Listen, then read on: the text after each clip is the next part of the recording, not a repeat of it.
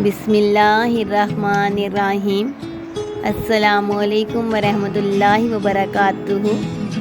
آپ صلی اللہ علیہ وآلہ وسلم نے فرمایا، جو شخص دل کی نرمی سے محروم ہو گیا وہ کل کے کل خیر سے محروم ہو گیا۔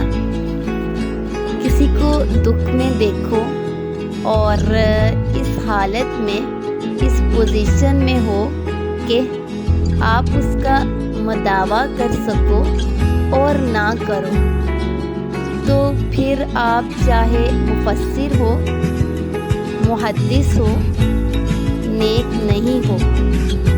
یعنی اگر ہم کسی کو دکھ، درد اور تکلیف میں دیکھیں اور ہم اس پوزیشن میں ہیں کہ اس کا دکھ درد دور کر سکتے ہیں اور نہ کریں، تو ہم عابد ہو سکتے ہیں، زاہد ہو سکتے ہیں، مفسر ہو سکتے ہیں، محدث ہو سکتے ہیں، لیکن نیک نہیں ہو سکتے۔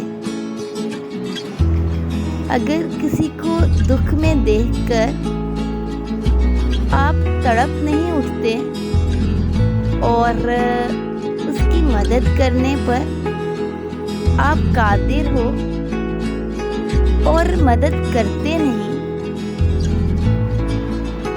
تو کل خیر سے محروم ہو۔ پھر چاہے جتنی مرضی نمازیں پڑھ لیں، جتنی مرضی عبادتیں کر لیں، پھر کچھ حاصل نہیں ہے۔